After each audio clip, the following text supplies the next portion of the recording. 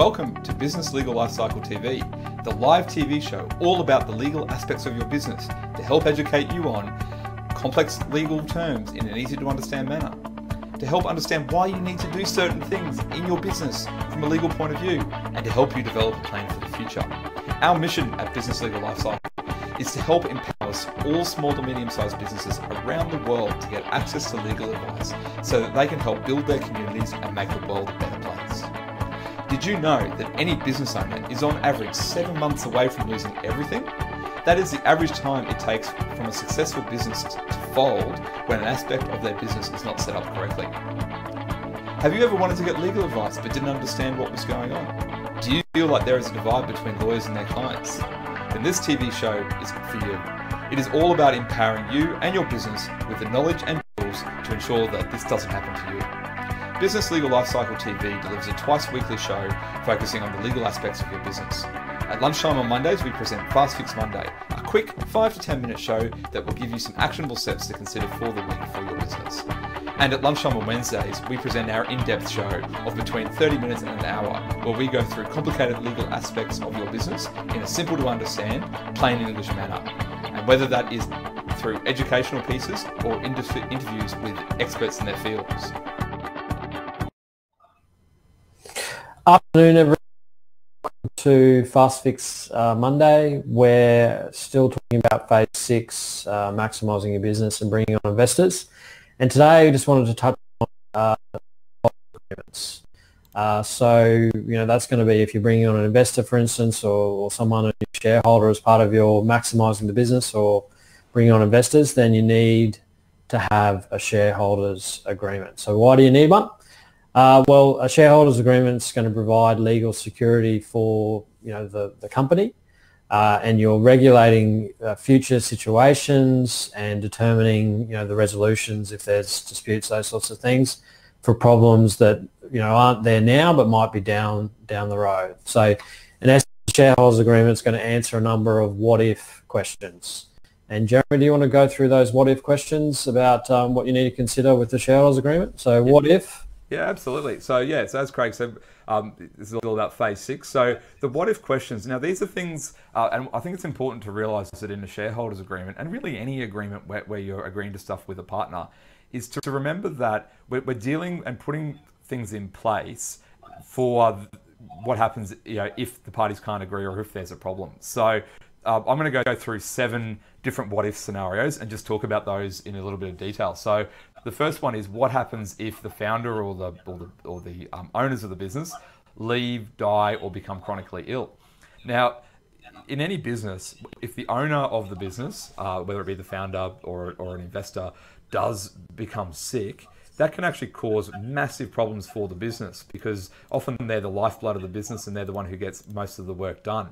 So you need to think about what happens if the person leaves, dies, or becomes chronically ill. And often what you can put in place there is a what we call a buy-sell option agreement, which we'll go through in more detail in a more in-depth show. But essentially you can have insurance policies in place that mean that an insurance policy is paid out if one of these things happens, or especially if they die or become ill, not so much if they leave. And that can actually pay for because obviously if that happens, that can actually be a really poor time for the person and their family.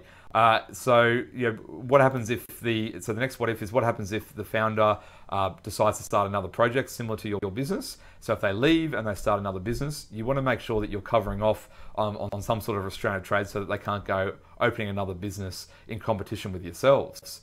The third one is what happens if you need another partner. So when you're bringing in investors or you're starting a business, you need to think about, well, what happens if we need another partner in the business? And you need to have a procedure in place to cover off on what you need to do, what needs to happen if you're getting a new partner. So that's number 3. Number 4, what happens if a founder or investor is not dedicating enough time or finds another job that's more interesting to them? Let's face it, most founders and investors are the kind of people who get excited about new ideas. That's just the nature of them.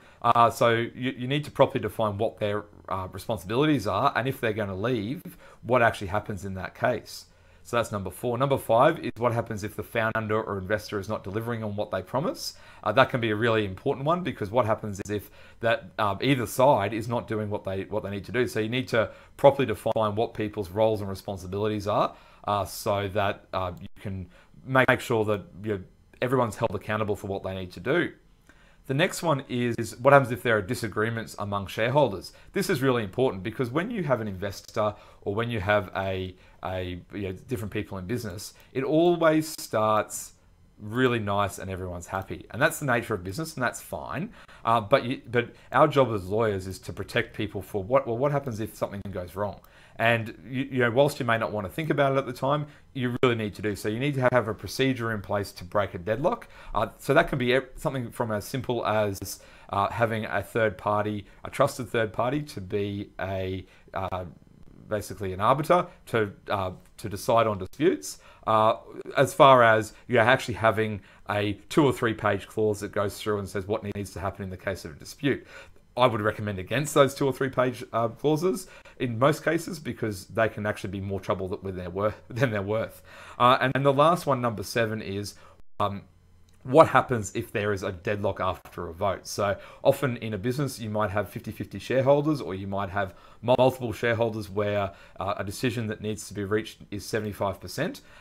So you need to think about what happens if there's a deadlock in those votes. So that's a quick snapshot into why you need a shareholders agreement. Craig, did you want to add anything to that quick analysis? Yeah, absolutely. As Jeremy said, the 7 what-if questions that we went through today, encourage everyone to think about those sorts of things, lead to or potentially lead to trouble down the road. So, it's a great attitude to have. It'll work itself out, but sometimes it doesn't. So it's good to have a document to help support that. So, as part of the business, talk to your advisors about shareholders agreements. Make sure everyone's on the same page, as it were, or number of pages in the shareholders agreement. So pretty important to think about, particularly when you're bringing in an investor. So thank you everyone for joining us. I know you would have got some great value out of that, and consider those 7 what-if questions. Yeah, and we'll see you on Wednesday to talk about the agreements with investors in a little bit more details. Thanks, everyone. Bye.